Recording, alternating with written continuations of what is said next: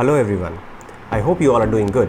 I just wanted to know, how has this experience of learning about preschools been so far for you all? If you have some suggestions, drop me a comment below so that I can work on those points. Have you seen the first two videos where I talked about the legalities in setting up a preschool, and also I talked in depth about the investment that you need to make while setting up a preschool? If you have still not seen them, go back right now and watch them. I'm adding a link in the description below so that after watching those two videos, this video makes more sense to you. Hi, if you're new to my channel, my name is Rajat Jan and I'm an educator who has an experience of running successful preschools in Lucknow for the past 6 years by the brand name The Hermitage Preschool.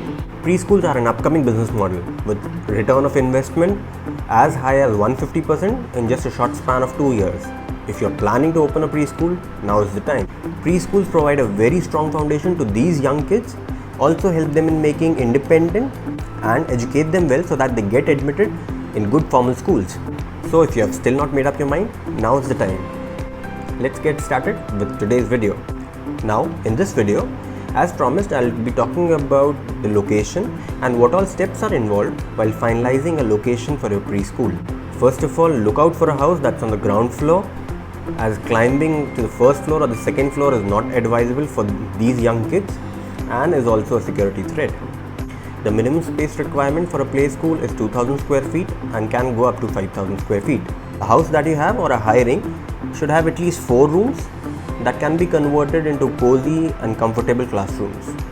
Now let's look at the different spaces that you will need while converting a house into a beautiful and efficient play school. First, waiting area. Second, office for the center head. Third, 3 to 4 classrooms. Fourth, play area. Fifth, AV room cum Montessori activity area. Sixth, splash pool and sand play. Seventh, birthday corner. Eighth, open garden. Waiting area is the place where parents wait to meet the principal or maybe their child's class teacher. So that is the first place that the parents see and notices while entering a play school. So it should be very neat, prim and proper. The waiting area will be very near to the main gate and will have few waiting chairs along with the center table. We can decorate this area with few softboards on the wall which will display your work ethics, child management and care system, important notices and school activity pictures. If you're starting a new school, then आपके पास photographs of kids doing activities नहीं होंगी, but maybe 2-3 months down the line, you should definitely make a corner where you will display the photographs of kids doing activities, outdoor trips, Montessori activities, festival celebrations should be displayed. This will create a good impression on the parents as they will get a glimpse of the curriculum that you follow and they will start liking the place even before they enter the office. Now moving to the office. The office should be somewhere around 10 by 15 square feet depending on the number of people you wish to accommodate there. Generally, a center head along with a counselor sits in the office to deal with the parents, answering their queries, collection of fees, staff management and everything. You can add a partition between their 2 tables to give them 2 small cubicles. But if you are starting out new and want to cut on your expenses, then one female can handle both the parts, and in that case a smaller office will also do. Put softboards at the back wall where some motivational quotes or photographs of the students can be displayed. Office will have 2 cupboards. One will be used to store important documents such as admission forms, prospectus, inquiry forms, certificates, fee structure for different classes and picture albums. All these items should be kept handy as these are required while taking admission. Now there will be a big display cupboard which will be used to store Montessori toys, different varieties of Montessori toys like the ones I've already explained in my previous video. If you have still not seen it, go and watch it now. This display cupboard will be an open cupboard without doors, or maybe you can have some glass doors so that these Montessori toys are easily visible to the parents who are coming inside the office. Keeping a good variety of toys will leave a good impression. Few of the toys can be hand puppets, Montessori frames, nuts and bolts, puzzles, fruits and vegetables, animals, color recognition toys, shape recognition toys and many others. All these Montessori toys are easily available online as well as in local market. If you want to know more about these toys, comment below. Second, moving to the classrooms.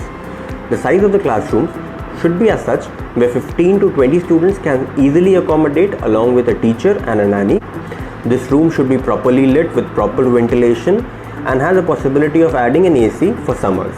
The room size can range from 150 square feet to 300 square feet, and the house should have at least 3 big rooms. Always before finalizing a building, make sure there's a possibility of expansion, because over the period of time जब आपके पास बच्चे बढ़ते हैं from 50 to 70 to 100, which is easily achievable if you are focusing on the curriculum the right way and also doing proper marketing, तब आपके पास इतनी space होनी चाहिए कि आप उन्हें easily accommodate कर लेते हैं. All the classrooms will have whiteboards along with softboards that will be displayed on the wall, will be decorated according to the theme of the month. That means different theme, different month. Teachers and staff members should be asked to decorate the doors, as well as they can hang some flashcards of alphabet and numbers from the ceiling to make the class lively and attractive. Decoration in a play school is a must, because these small kids only come to the school only if they like this place. You can have many toys to make this place look interesting. Some of the toys can be cycles, seesaw, swing, slides, trampoline, sand play. Few brands of preschools have also developed a concept of gyms for these small kids and have machines according to their standards. If budget is not an issue, then you can also utilize this play area and convert it into a small gym. Play schools need to have a small room assigned to the AV classes where the kids can watch cartoons, rhymes, and other audio-visual aids related to their curriculum. To convert a room into an AV room, you need to have an LED TV, or if the budget permits, a projector with a big screen should be installed, as it increases the impact on the kids. This room need not be very big, as different classes will have different AV sessions depending on what is being taught to them in their respective classes.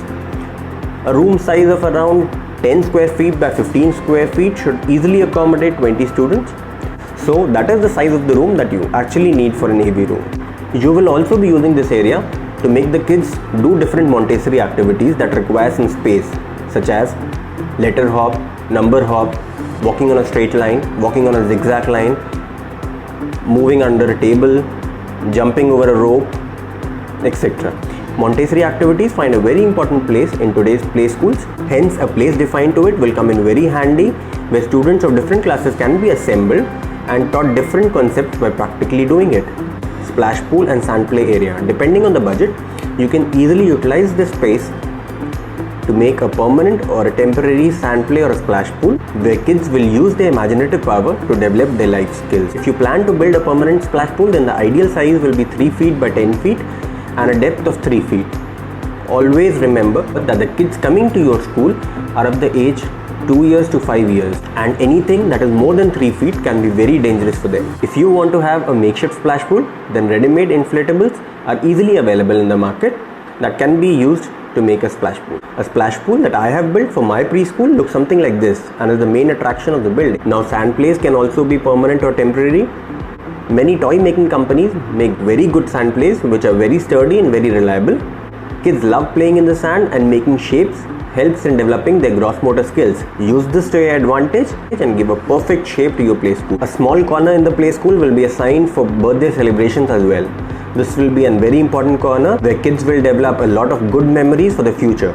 Hence, a small wall can be easily used for this purpose. Decorate the wall beautifully so that the birthday of all the kids can be celebrated here. Lastly, an open garden or an open space, if available, will increase the charm of the place and also provide them with fresh air during cloudy days. This was all about the rooms and the space that you need before finalizing a building for your preschool.